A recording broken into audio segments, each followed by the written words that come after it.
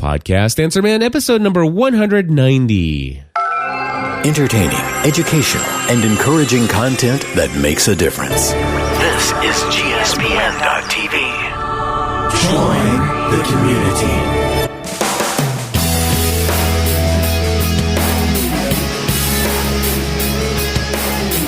Hello, everybody, and welcome back to another episode of the Podcast Answer Man. My name is Cliff Ravenscraft. And of course, this is the weekly podcast where I try to help you take your production to the next level. Now, of course, I do that by sharing with you my own journey on how I'm always trying to take my productions, not just here at podcastanswerman.com, but all my other shows over at gspn.tv to the next level. And I, as many of you know by listening to me, have room to grow as well. In fact, it doesn't matter if you're a brand new podcaster or seasoned podcaster, we can all do something to take us to the next level. Well, my friends, I am excited because I'm excited this week because I'm excited again.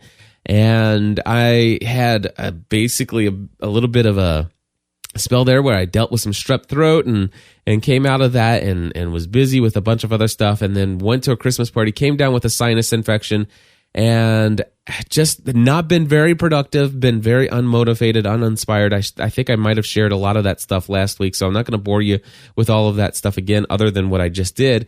And I'll just say this, that I feel like I'm coming out of that. I've been giving myself lots of rest, which I encourage you to do. If you're a podcaster and you're starting to not feel so well, make sure that you're giving your body plenty of rest. Otherwise, you'll come down with bronchitis. You'll be coughing behind the microphone for months, and your audience will hate it. But anyway, I have a show planned for today. I have 3 voicemail questions. How long should my podcast be? Can you explain RSS feed so that a 2-year-old could understand it? And I've got a specific question from my good friend Justin that I don't know that I'm going to have an answer for, but I'll play the question anyway and see if I feel inspired at that moment. And then I'm going to share with you some thoughts on a recent article that was forwarded to me from some friends regarding somebody that I look up to very much, Leo Laporte. You guys have heard me mention him many times, and I promise you there will be no Leo bashing today. I promise you that. So those are just some of the things that I'll share, and who knows, I might be inspired to share something else. I don't know. But the first thing we're going to do is turn over to the voicemail feedback hotline, and we're going to go to Tony, who, by the way, is my most recent GSPN.TV Plus member. Thanks for signing up, Tony. So take it away. Hey, Cliff. My name is Tony. I've recently begun podcasting for my Jeep website as a value add for its members and also to make my Jeep site a little different.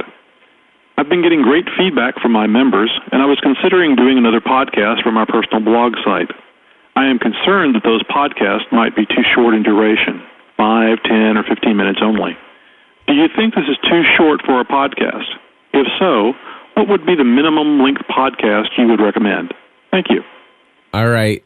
Tony, you're going to get me in trouble with that question. Anytime you ask me a question that is all subjective to people's opinions and their own personal tastes and stuff like that, I get in all sorts of trouble. And because I'm going to share with you my personal opinion, and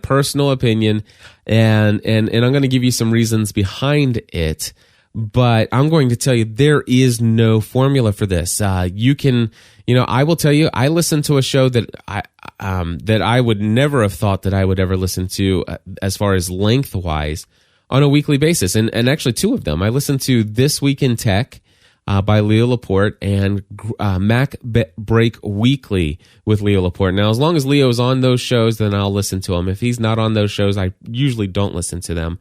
But here's what I'm going to recommend. Now, the thing is those shows are oftentimes, in fact, lately, most of the time, somewhere between an hour and a half to 2 hours in length. And I'll personally tell you, I don't like it. I really, really wish that they were each 1 hour in length. But for whatever reason, they are, they've been stretching them out. Sometimes I've seen them be in excess of 2 hours. And what happens when it's more than an hour, well over an hour, then what happens is I find myself certainly skipping through certain sections. And once I start skipping certain sections, then I find myself feeling less connected to the overall content of everything that's happening, and it makes it much easier for me to just skip an entire episode if I get far behind, especially when it comes to, this time of year when things are busy. We've got the end of year taxes coming up and all these other things. And, when you're sick and you're not out, you're doing your physical activity every day and you're not listening to podcasts all the time, you can get easily behind. And when you're behind, when you've got an hour-long show, sure, I can catch up on that. I could maybe do a day of cleaning or something like that, or I could do some activities to fit those in and get them caught up. But man, if I'm 2 weeks behind on your 2-hour podcast, that's 4 hours of my life that I have to set aside to get caught up with the things that you've shared. Now, the thing is that's just not always optional. It's not always there. So I think, honestly, if you're doing a weekly show, personally, I do not like them to be in excess of 1 hour. Now, when I say in excess of 1 hour, I mean if it's 1 hour and 8 minutes, I mean that's okay. But when it gets to 90 minutes to 2 hours, unless you're Leo Laporte and you have content that I really, really love, and you have 8 to 10 minute commercials about Audible and Fords that I can skip through, then it makes it bearable, and then I'll probably listen. But honestly, if we were going to talk about the length of a podcast, I think really the hour is right about the time where I would start limiting things. Now, that wasn't your question. Your question is how short is too short. Now, I know there are plenty of podcasts out there that there are several podcasts out there that are a minute in length. So it's like, hey, here's your daily minute with, on such and such. And they basically spend a lot of time handcrafting an outline, basically a script of exactly what they're going to share and try to fit it into a 60-minute audio bite. Now, some people like those. I despise them personally. I think 1 minute is too short. I personally just don't like that at all. There are several other podcasts out there, and especially my good friend Mignon Fogarty actually has an entire network of shows called the Quick and Dirty Podcast Network. So you got quick and dirty tips about grammar, quick and dirty tips about productivity, about nutrition, and stuff like that. And these shows are notoriously somewhere between, I'd say, 4 to 7 minutes in length on average. Now, even these shows, in my personal opinion, are just a little short. I don't like how short they are. Although, I will tell you, there was a time when I was on what we call a Nutrition Diva, I don't know what you call that, marathon. I basically went through and I found the Nutrition Diva, and her shows were, very short, to the point. Each of them had one subject, one thing only. And, I found it very interesting. The only thing is, though, the show was, the Nutrition Diva, the podcast was normally about 4 to 5 minutes in length, and 60 seconds of that was the introduction of the show and an advertisement, or actually 60 to 90 seconds of it. And so what happened was, luckily, I was able to just, I subscribed to them and download them all at once, and I listened to them over and over, back to back, back to back, back to back. And my iPod set up in such a way that it will actually play them through in chronological order, which was kind of nice. So I didn't have to start and stop. But the thing is, though, I got sick of hearing the same ad every single episode. I was literally bombarded with, I would listen to, let's just say I listened to, 10 of these episodes, which would be about an hour. I had to listen to 10 60 to 90 second intros and advertisements in that hour. 10 advertisements in 1 hour of podcasting. Now, technically speaking, it was, those were all released 1 week apart.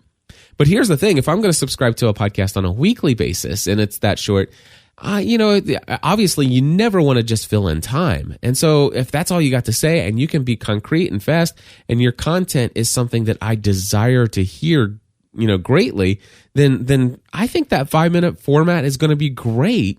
But at the same time, I really don't like to listen to something that short, usually. Now, I am going to turn to my iTunes real quick, and I'm going to tell you the shortest podcast that I subscribe to.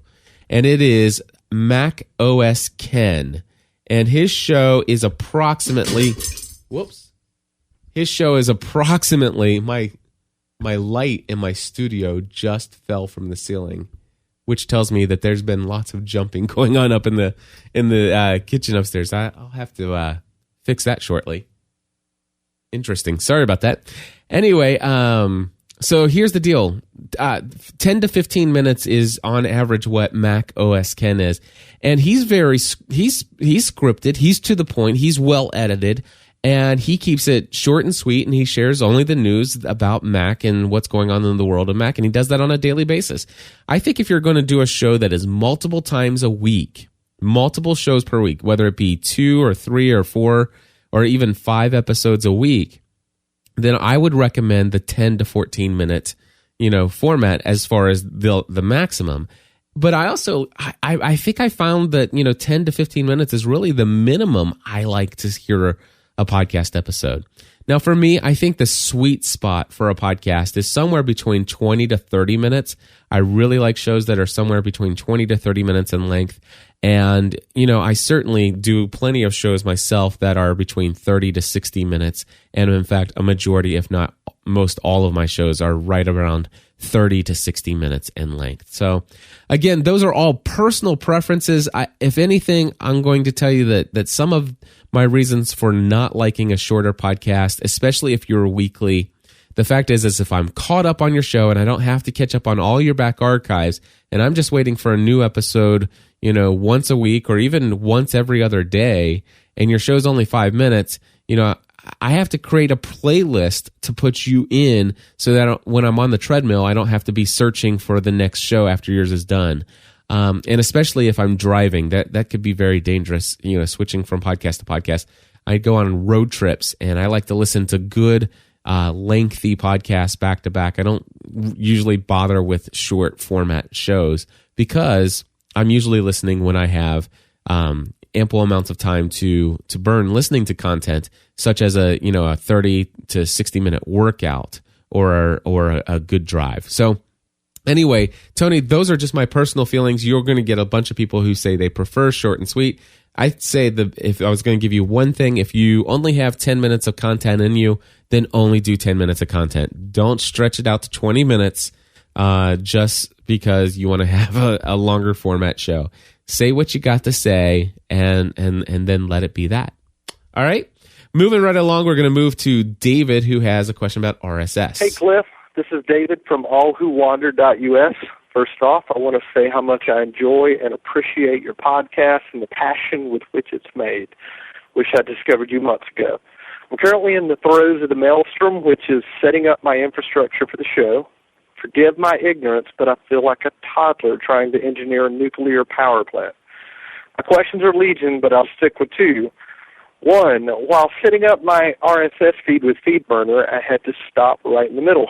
It's a valid feed, but can I go back in and make changes, or do I have to start over with burning a new feed? While you're at it, could you explain just what all an RSS feed does, as if you were talking to a 2-year-old?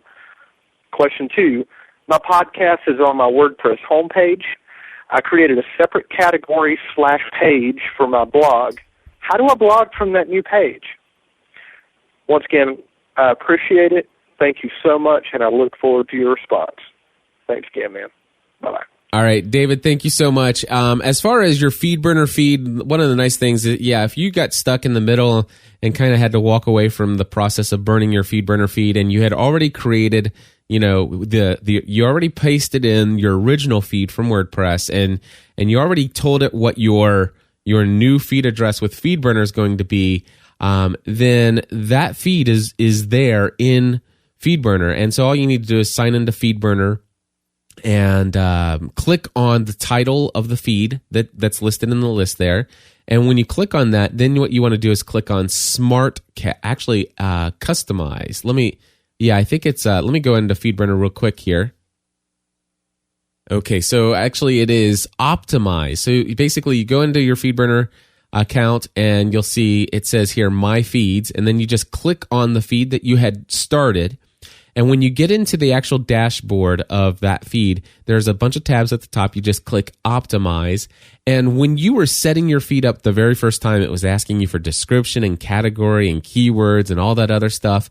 Well, if you click on the Optimize tab, the place where you were originally asked to enter all that information is listed under Services on the left-hand side under SmartCast. And that is where you will go in and basically finish where you left off, or where you actually didn't get to finish. So yeah, go back there, and of course you can browse through all of those different settings, and you'll see that there's plenty there to play around with. Now, what is an RSS feed, and can I explain it so that a 2-year-old can understand it? I guess so. Let me tell you, I come from my background is before this was insurance. I was in the world of insurance, which isn't really a technically advanced world as far as it comes to technology. Although they were doing some things with what we call, I think they called it web bridge, and it's they had these things called where you can do these things. Are they called meta keys, or oh goodness, what did they call that? Where you can actually record screen clicks of the mouse and stuff like that. I can't recall what they call those things now. But anyway, where it would automate keystrokes. It's like, hey, go here, click this. Go here, click this. Type this into this field. Well, what happened was initially the insurance industry started to create some websites with what we call some standards, standard formatting. So they basically what happened was the insurance company would say, hey, do you want to get a quote from us? Well, here's what we're going to do. We're going to put this thing into a certain format where the first open blank on the screen is going to ask for the first name. The second open blank is going to be the last name. The third blank is going to be where you put in the social security number. And everything was done in a certain way so that if I had an agency management system, such as, it doesn't matter, basically a computer software that kept all the information about my clients, I could actually, it had all the information that was needed to fill in that web page in my computer software. Now, prior to the day of this web bridge, what would happen would be I'd have to actually, switch between screens or windows. I'd say, okay, or I'd actually have to print out all the information about my client, even though it's all on my computer. I'd have to print it all out, and I'd have to go to the company's website and type in their name, type in all their cars, the vehicle identification number. I mean, everything about these clients. I had to manually enter all of that. Well, what they came up with was this way. It says, you know what? We can write a program that will automate the keystrokes for you. It will take the information from the fields where they are in your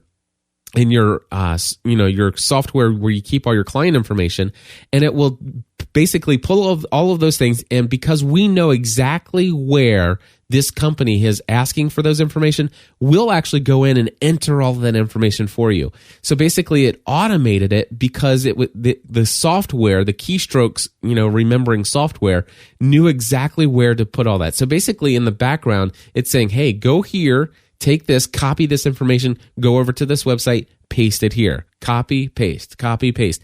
And it was only able to do that if the website never changed. Now, here's the thing. Sometimes, the company would change, the form. And so they basically would add a new field or something like that. And that would break everything because the formatting of the website changed. So the problem with automating, all of these different things was the fact that everybody wanted a website that they could change and could look the same. And so it broke away from the standards.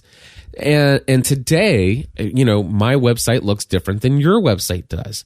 The thing is, though, is that this idea of RSS, really simple syndication, came about.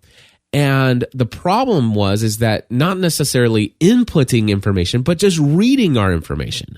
So I shared the inputting of information to share with you the difference between a standard, and then all of a sudden how that can quickly break if you're trying to do things the way the website used to look, or pulling information from the way it used to look.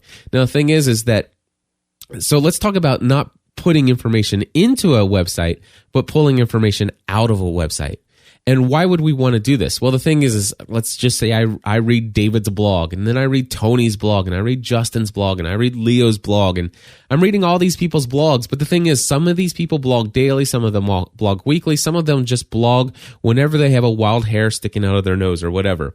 And so basically, whatever the case may be, the fact is back in the early days, we were all bookmarking all these blogs. And I remember spending, 30 minutes actually just going through my bookmarks to see if any of my friends updated any of their blogs.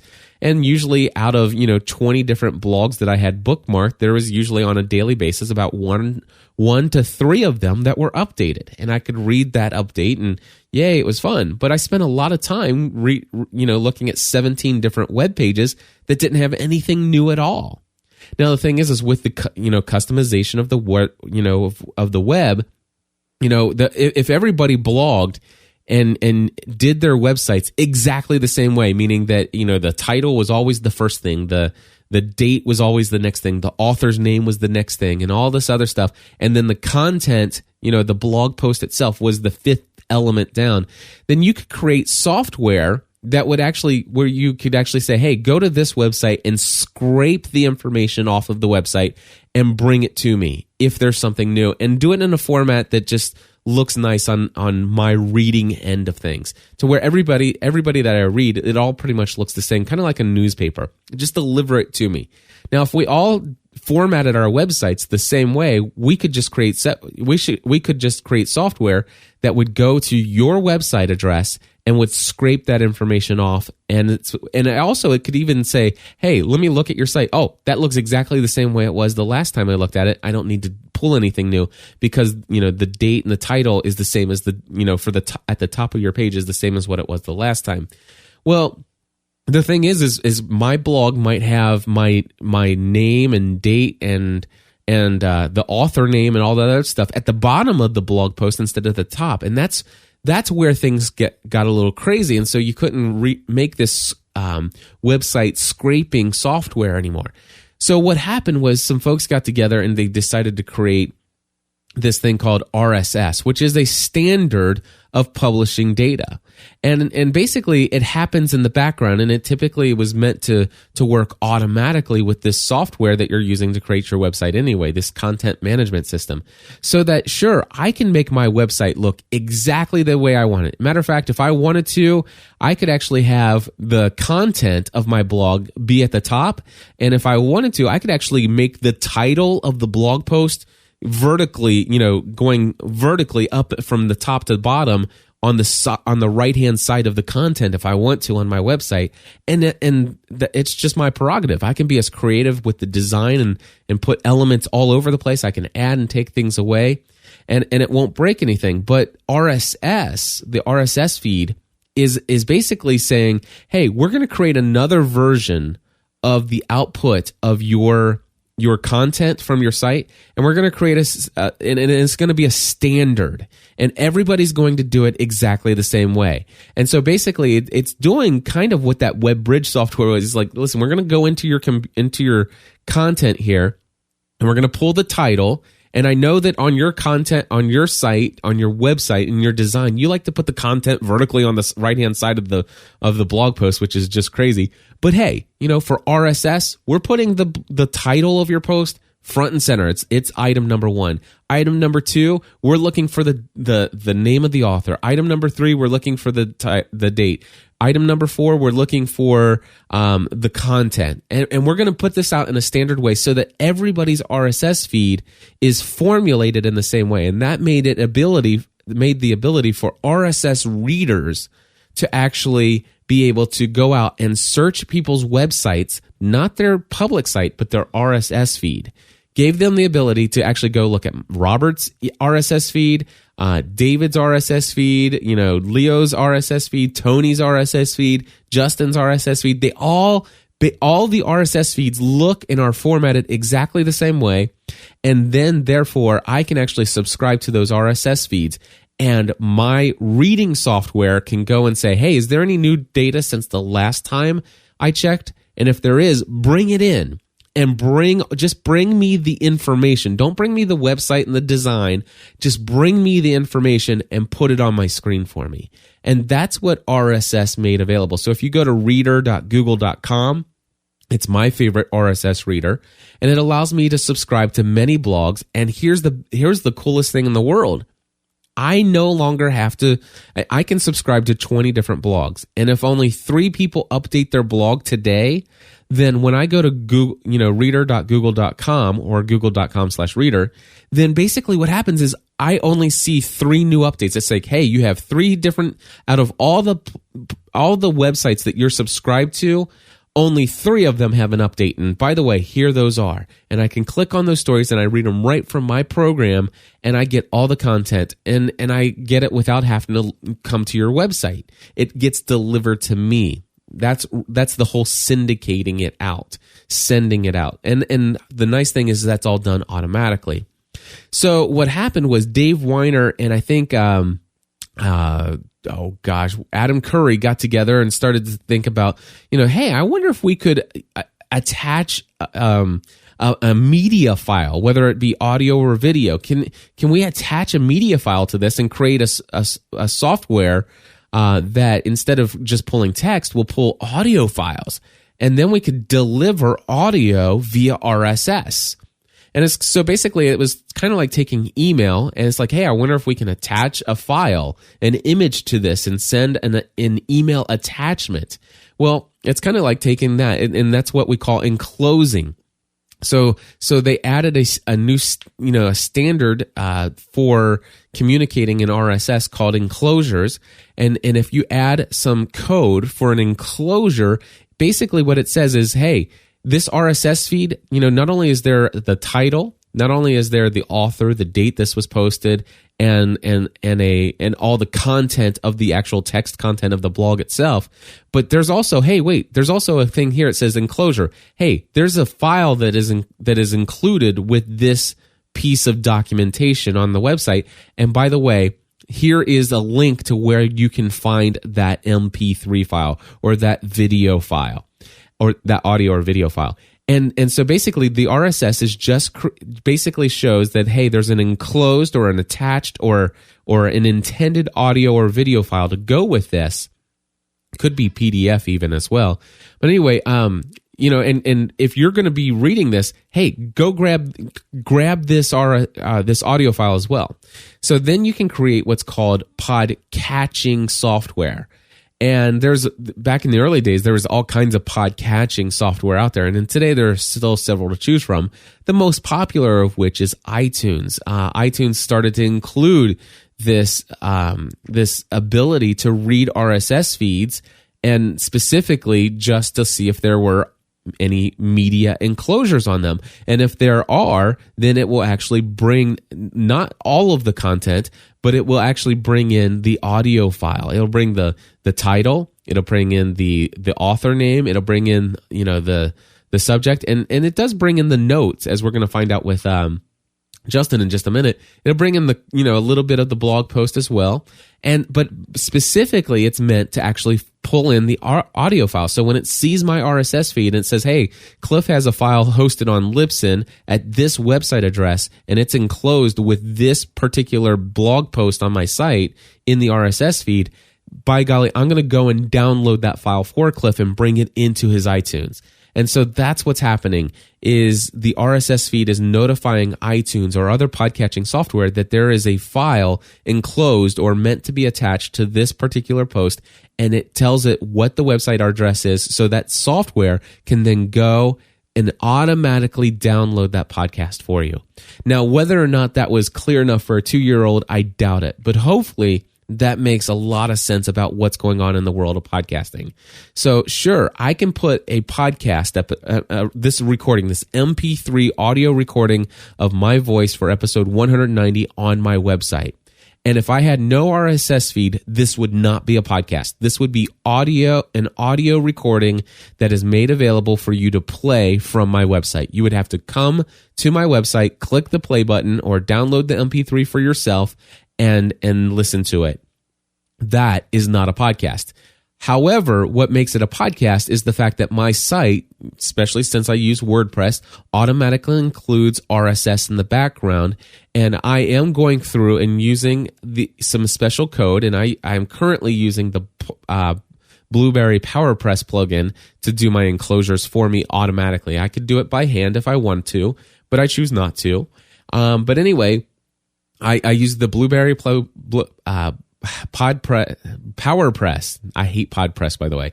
PowerPress plugin, and matter of fact, it's the only thing that I use Blueberry PowerPress for. I don't use it for any of its other functionality. I only use it for the functionality of doing my media enclosure. And so I go in, I create a blog post, and I post in the URL and hit verify. It does the media enclosure, puts the code in the RSS feed for me, so that as soon as I hit publish on my site, yes, you can listen to it from my website, but anybody who's subscribed to the RSS feed itself, as soon as their reader or podcatcher goes and looks to see if there's anything new, which you can set iTunes to do hourly even if you wanted to, it will say, hey, there's something new here. And if I have the enclosure done properly, it will actually see that there's an MP3 enclosure or an audio enclosure for me, and it will look for the link to the URL of that file, which it'll find it most all the time on my Libsyn account, and it will go and download that for my audience and put it on their computers. And that's what RSS does. And it's able to do that because we're all using the same standard communicating web language, and all of my website RSS feed is formulated much the same ways that yours is. Now, with that being said, there are some other RSS languages that are out there, and so there are like 2 or 3 different standards right now. There might even be more than that. But they all pretty much function and work in the same way. And so hopefully that helps you understand a little bit of that, and it wasn't completely boring. All right, I'm going to go next to Justin's question, which I'm just going to play it just because he sent it in. And I think that I'm going to tell him that I may not have an answer for him. So let's go ahead and see what Justin's question is now. Cliff, Justin Lucasavage at CoachRadio.tv. Thanks for all you do on the podcast, Answer Man. I've been a listener for a long time. I've got a question about iTunes. In my description, I've got this big white blank space that there's just nothing, and then I've got, you can start seeing some words after that. And I'm nearly positive it's because I have a Facebook like button plug-in, and I also have a tweet meme button on the very top of my post. I'm wondering if there's a way that I can keep those there, but also fill something in on the description that comes through to iTunes. Right now I'm using the KG Enclosure Flex, and I don't know if the enclosure has anything to do with that. I thought maybe if I tried the PowerPress plugin, but I didn't want to put unnecessary time into trying to get that figured out if that wasn't going to fix it. So I'd like to know your thoughts on what you think might be done there. Maybe I have to move those to the bottom, which I also do a lot of blogging at Coach Radio. So I'd like to keep that at the top if at all possible. But I'll leave it up to you to let me know what I should do. Thanks, Cliff, for all you do. All right. Well, I thought I might be inspired. Well, actually, I didn't. Obviously, I had a little confidence that I would be inspired, but now I am actually inspired to give you some thoughts on this, Justin. And the first thing is you said, I don't know if it is, but I suspect it might be because I have the tweet meme or the Facebook like plugin. Well, here's the deal. Before messing anything up, you could easily find that out just by going in and adjusting some things. So, for example, you could go to your site over at CoachRadio.tv, which is a great site if anybody wants to go check it out, by the way. Justin's a good friend of mine. He has great content over there that's very inspirational. But anyway, what you could do is you could go in and deactivate. You don't have to uninstall or remove it. Just deactivate both of those plugins, and then go in and do a fresh resync of your FeedBurner feed. So I would go into feedburner.com and then go into your specific feed, and I would go to the Troubleshoot Ties tab, and I would actually scroll all the way to the bottom and do resync. And what that does is it forces FeedBurner to toss out any information it has about your RSS feed and go get it brand new and recreate a new FeedBurner version of your RSS feed. From there. Now, if you have any caching plugins, you definitely need to turn them off, because otherwise even though you've deactivated some of your plugins, your site's not going to change because your caching plugins are keeping a cached version of your RSS feed. You need to deactivate any super cache or WP cache plugins that you have to make any of this work. So anyway, make sure you have your caching turned off and then deactivated. Deactivate those other plugins that you think might be the potential. Go into FeedBurner, resync your feed, and then see if that doesn't immediately bring back refresh your iTunes. You might even want to unsubscribe from your podcast and resubscribe, download the most recent episode, and see if that puts those back in there. If that is, then that's your problem, and therefore you've solved that. And then the question is, can you move those down someplace else and what have you? I can't imagine that it's your enclosure that you had asked if it might be your enclosure. I can't imagine it would be your enclosure that's causing that. KG Enclosure Flex, whether they're doing your enclosure or whether you let PowerPress do your enclosure, that shouldn't matter at all. Although I will say that PowerPress does do some optimizing of your RSS feed in such a way that it does cause some things to happen in a different way. And trying out the Blueberry PowerPress plugin may be an option for you. Of course, you would want to consider deactivating KG Enclosure Flex and then instead using their actual enclosure tool. Now, obviously, the reason why I say this is difficult to answer, obviously, I'm just not there to see what's all going on. These are just ideas off the top of my head, and these are also very specific to Justin's setup, which I happen to be very familiar with. So that's the only reason I'm able to even answer this much, because I know enough about Justin and his setup to know exactly what he's using there. But anyway, those are the only things I can tell you. It's really your situation, is a troubleshooting. That's something that would be a case by case scenario. So hopefully that information helps. But that's what I would do. I would deactivate and reactivate those plugins and see if that solves it. Anyway, I'm going to move on to a story that I was made aware of just recently, and this was an article in the New York Times about Leo Laporte. Now, the article was forwarded to me by two friends, Stephen Cross and Bruce Knox, the same day that it appeared in the New York Times.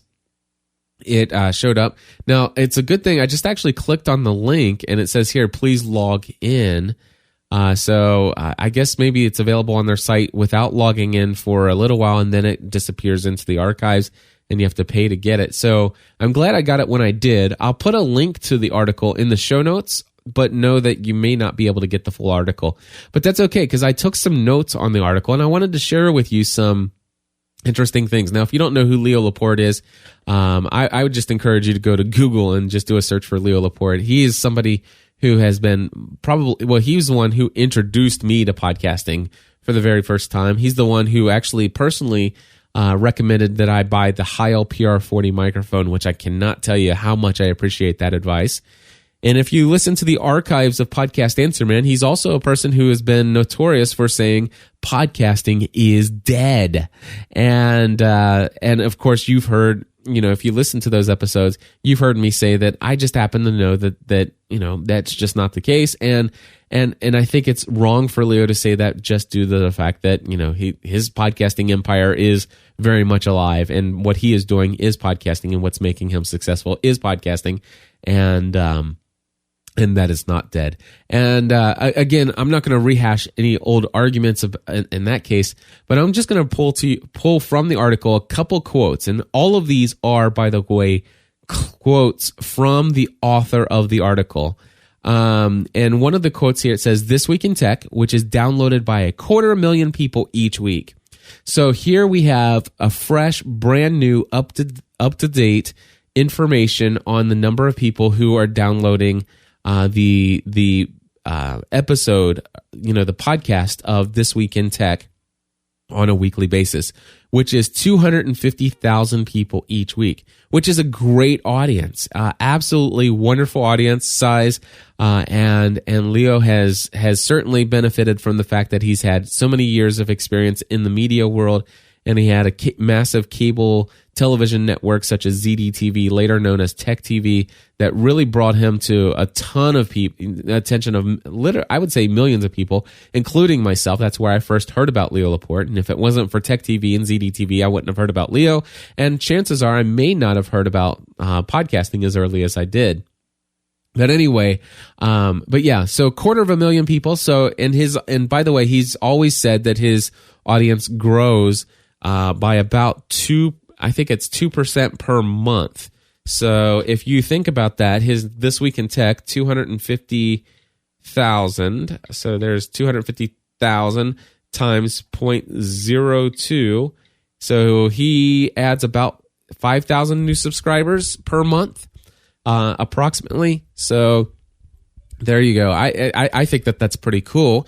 And I think it shows some viability in the world of podcasting and its growth. And I think. By the way, This Week in Tech, my favorite podcast. It really is. It is my favorite podcast that I listen to. Very first podcast I ever listened to, and it's the one I still listen to today. And I don't think I've ever missed an episode.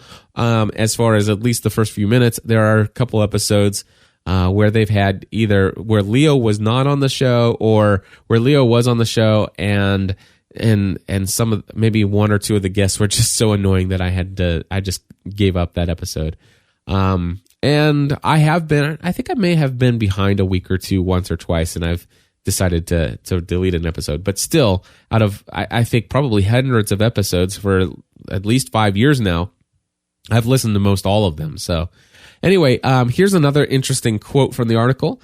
Twit's advertising revenue doubled in each of the last 2 years and is expected to total $4 to $5 million in 2010. And this is consistent with all the other stuff I've read about Leo and other interviews and even speaking engagements that Leo's done. So here he is, a podcasting network. And if you've listened to the most recent episode that I did about Leo Laporte, you know that all of his he actually said with his own words, most all of his revenue, literally almost all of his revenue comes in from his downloadable audio subscribable podcast. That's where his advertising revenue is coming from.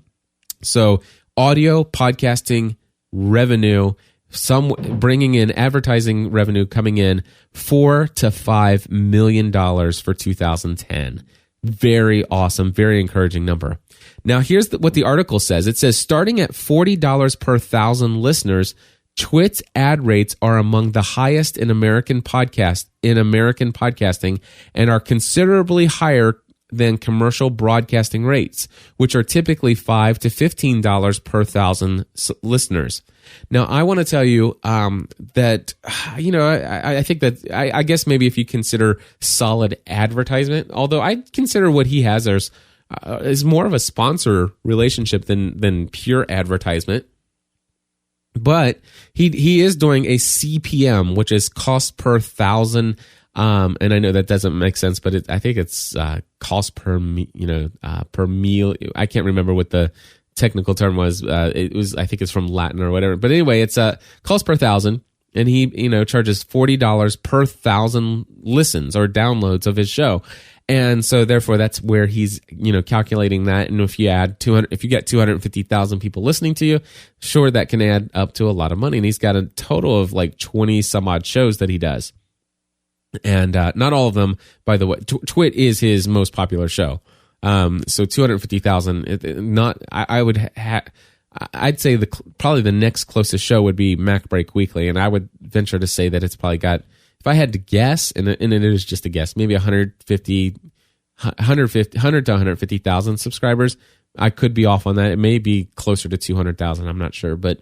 And then I would say it drops drastically from there but still dropping drastically from there is much bigger than most everything I have. So anyway, I'm not knocking him or anything like that, but still, when you have that many subscribers, $40 per thousand downloads is a great way to go. But if you have 800 subscribers, 500 subscribers, 200 subscribers, $40 per thousand isn't really going to do much for you. And the thing is I think that is very much undervaluing, in a niche audience. Now the thing is, he does a lot of broad audience. Of course, I don't know, tech geek. He's got a pretty niche audience as well.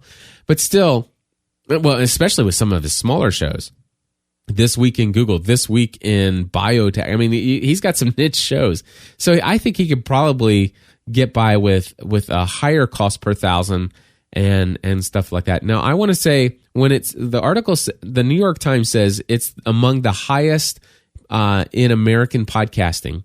I want to tell you right now, there have been on more than one occasion where I've had a podcast, and in fact, I still have two actively, where I'm getting more than $200 per thousand listens. And both sponsors for both of those shows have been and are extremely satisfied. In fact, one sponsor is getting ready. We're entering into the point where we're now at our third annual anniversary of having them as a sponsor. And we're talking, we're talking just a little bit more than $200 per thousand listeners for a particular podcast. And the thing is their return on investment, they're monitoring on their end. And I have one that's tracking it just by additions of new clients and new prospects for people that actually even work at the company, and they've been extremely satisfied. And the other one tracks it through the use of a promo code that I give to my audience and ask them to use to they get a percentage discount off their purchases, and it's also a way that they know that they're helping to support the content that we produce for that particular show. And I want to tell you, I'm making just over $200 per thousand listens. So $40 per thousand. A lot of people think that you have to have 50,000, 100,000 subscribers to your show before you get to the point where you can start monetizing your show, and that's just not the case. If you do have 150,000, yes, you can very easily go out and do some CPM advertising, and that's going to work out for you. But I just want to encourage those of you who are small niche podcasters. You only have 200, 500 people who are listening to your podcast about tennis, about one particular topic. There's some real stuff that you can do with that. I love here that they quote the Edison research that was recently done about the state of the current state of podcasting, which I hope to bring you some insights from in a future episode when I get some more time to go through the entire report. But Edison research did some stuff here, and it says Edison research estimates that a quarter of all Americans over the age of 12 have listened to or watched at least one podcast episode. Listen to that. 1/4 of every American over the age of 12 has listened to or watched at least one podcast episode. That, my friends, is amazing. And that is reported in the New York Times, and that was actually done by Edison Research, and that is the same research company that does exit polls for political things that you see on the news all the time. Again, I'll bring some more stuff about that in the future episode. Anyway, I love that the author says this. I love this. Get this. Quote, unquote. Here we go. Mr. Laporte has shown there is a lot of life in podcasting. My favorite quote of the article. Mr. Laporte has shown that there is a lot of life in podcasting. No question about that. All right. By the way, any rant that I've ever given about Leo is just focused on the fact that podcasting is alive and that there is a lot of life in podcasting. And the New York Times, when they look at Leo Laporte and what he's done through audio podcasting and video podcasting, but again, all that revenue of $4 to $5 million 2010, almost all of it has come from audio podcasting, shows that Mr. Laporte has shown there is a lot of life in podcasting. Love it. Anyway, $20,000 a month is actually coming in voluntary contributions that come in from the Twit website, which has a series of Tip Leo buttons that set off recurring monthly contributions of either $2, $5, or $10 a month. $20,000 a month of income is coming in from donations to Leo Laporte. And this, of course, is where Leo draws his salary from. Now, Leo's business, obviously, Leo probably like me, benefits from the perks of having the business buy a lot of technology things for you to research and talk about in your shows. So, I mean, obviously, Leo has a lot of things that he benefits there, but still, when it comes to his actual salary, he draws from his radio show that he does, which he has a great radio show, by the way, that's nationally syndicated. And as far as Twit is concerned, he draws his salary from just those contributions, those voluntary donations that are made. So even though his business is making, bringing in $4 to $5 million of revenue from advertising each, in 2010, his actual, salary that he draws from is the $20,000 per month that comes in to those donations. Pretty amazing stuff. There is a lot of life in podcasting. Okay, but it is, let's see, he says, it is the hundreds of hardcore tech fans in the show's chat room that makes podcasts work, is what either Leo or John C. Dvorak said. They serve as Mr. Laporte's researchers, fact checkers. Actually, that's where he's quoting Leo. So basically, Leo talked about doing the live shows and the fact, and I actually have also seen this to be true. And I like having a chat room as long as, and during the show live and having that, that fact checking audience out there and researchers who can, it's like when you're looking for something, they're instantly going out and finding a link so they can post it in the chat room and stuff like that. It is really nice to have that most of the time. When I'm doing a show such as this, I like to do it offline so that I'm not distracted. But when I have a co-host, which Leo almost always has a co-host for his shows, he's able to benefit greatly from the chat room being there to be a fact-checking source and a source of research to find information that he might need during the show. It is very cool. All right, and it's one of the benefits of having a live show. Now, of course, there are a lot of drawbacks to having a live show, and I've shared about that in the past, and if you have questions, you can call in and we can readdress that in the future. But anyway, next year, the Twit Empire is expected to move into a larger building down the street from its current headquarters. Mr. Laporte plans to start a morning show this spring to compete with the drive time radio broadcasters. So I think that's interesting.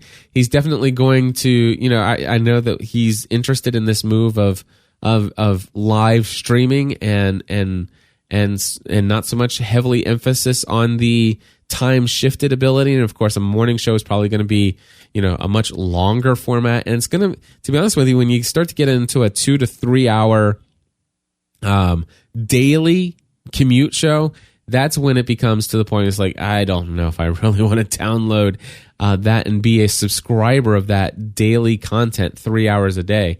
But then again, I think Dave Ramsey gets by with that, doesn't he? I think he has an hour. He broadcasts for 3 hours a day, 5 days a week on his nationally syndicated radio show. And I think he gives 1 hour free each day of his podcast, and his monthly subscribers get benefits, multiple benefits, but one of them is they get his 3 hours every day with, I think even without commercials. I'm not sure, but anyway, so I don't know. It just goes to show length of a podcast is all subjective and it's all about people's personal preference. Anyway, last quote that I got here, it says, "It's not as if I had a plan for all of this," Mr. Laporte said. "It just kind of happened. It was almost as if this audience was waiting for the medium to come along." And I would say that is absolutely true. And I'm very excited for Leo Laporte. When Leo Laporte succeeds in this area, I succeed in this area.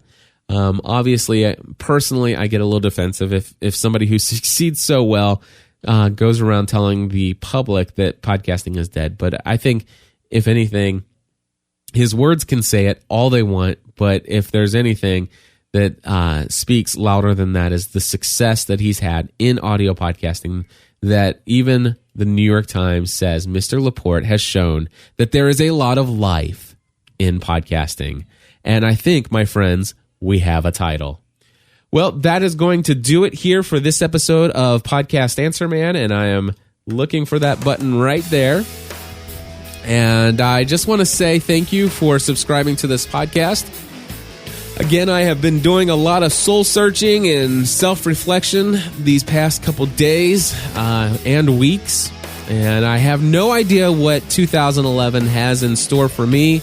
I do feel like I'm on the verge of a breakthrough of some thoughts and inspiration that is quickly coming back to me. I don't know where that's going to lead, but I am excited because, I have no doubt that things are going to grow here, and I hope to do it in such a way that I can get back to some of my roots and really focus on some values and principles that are important and dear to me, such as humility, respect, and some things that I think maybe I lost sight of along the way. And of course, obviously I don't want this to ever be all about the money, but I shared, I think even last week, that was where a heavy focus was for me.